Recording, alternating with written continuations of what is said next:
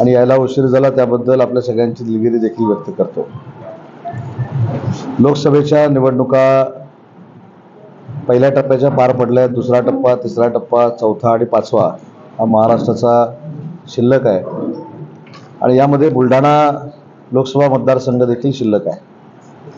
महायुतीचे आमचे लोकप्रिय उमेदवार आदरणीय प्रतापराव जाधव ही लोकसभेची निवडणूक लढवत आहेत महायुतीच्या मार्फत आणि आम्हाला सगळ्यांनाच विश्वास आहे की फार मोठ्या फरकानं प्रतापराव जाधव हे लोकसभेमध्ये पुन्हा एकदा निवडून जातील. आमचे विधिमंडळातील सहकारी संजय गायकवाड असतील, श्वेताताई महाले असतील, राजेंद्र शिंगणे असतील, रायमुरकर असतील, आकाश पुणकर असतील आणि संजय कुटे असतील, हे सहाही आमदार आमचे महायुतीचे आहेत. अतिशय जीव तोडून हे काम करत आहेत.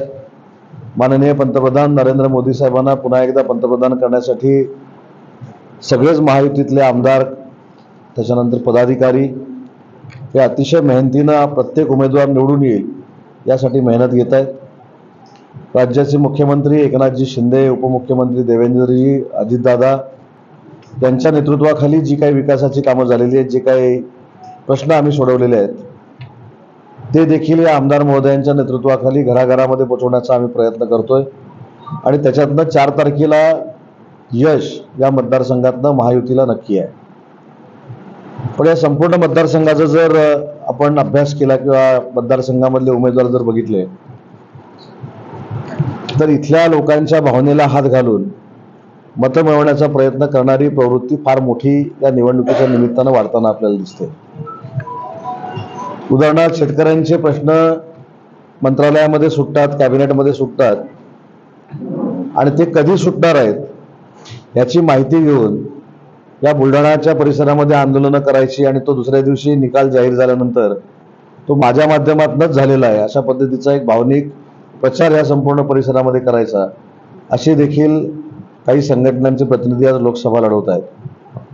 आता लोकसभा लढवत असताना मला जास्त इथली भौगोलिक परिस्थिती किंवा इथल्या शेतकऱ्यांचे प्रश्न आम्ही मंत्रालयात किंवा कॅबिनेटमध्ये जरी सोडवत असलो तरी सोडवलेल्या प्रश्नाचा राजकीय फायदा कसे घेत आहेत याची माहिती माझ्यापेक्षा जास्त तुम्हाला आहे. एक साधं उदाहरण मी या पत्रकार परिषदेतनं देतो की काही दिवसापूर्वी आपल्याला माहित असेल की गाडे कंपनीचा एक फार मोठा गैरव्यवहार हा लोकांसमोर आला होता, शेतकऱ्यांचा. तो गैरव्यवहार समोर आल्यानंतर त्याच्या संदर्भात आंदोलनं कोणी केली हे देखील माझ्यापेक्षा आपल्या सगळ्यांना माहिती आहे, इथल्या जनतेला माहिती आहे. आणि गाडे कंपनीनं शेतकऱ्यांना पैसे द्यायचे ठकवल्यानंतर जी लोक पोलिसांमध्ये गेली आणि त्याच्यानंतर केस दाखल झाली, त्या कोर्टातल्या केसचं सुरुवातीला वकीलपत्र देखील कोणी घेतलं होतं हे देखील आपल्याला माहिती आहे.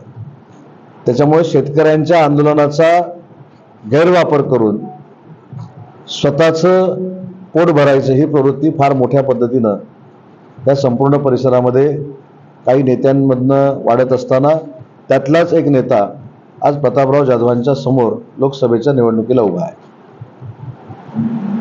अजून काही बियाण्यांच्या कंपन्या आहेत, तुम्हाला माहिती आहे की ज्या अनेक शेतकऱ्यांनी तक्रारी केलेल्या होत्या. ग्रीन गोल्ड जी बियाण्याची कंपनी आहे ती नक्की काय करते हे देखील सरकारला माहिती आहे. आचारसंहिता असल्यामुळे मी त्याच्यामध्ये काही जास्त बोलत नाही. पण ग्रीन गोल्ड कंपनीने देखील लक्षात घेतलं पाहिजे की आपल्या चुका ह्या झाकण्यासाठी जर ते कोणाचं समर्थन करत असतील तर शेवटी सरकार एक काम करत असतं. सरकार शेवटी शेतकऱ्यांच्या हिताचं काम करत असतं. बोगस बियाणं तयार करायचं, शेतकऱ्यांच्या ते माथी मारायचं आणि आपले प्रकार उघडकीला येऊ नये म्हणून मग कोणाचं तरी समर्थन करायचं, अशा पद्धतीची साखळी जर कोण तयार करत असेल तर ती देखील चुकीची आहे. त्यांनी देखील वेळीच या सगळ्या गोष्टी लक्षात घेतल्या पाहिजेत की आपण शेतकऱ्यांचं देणं लागतो.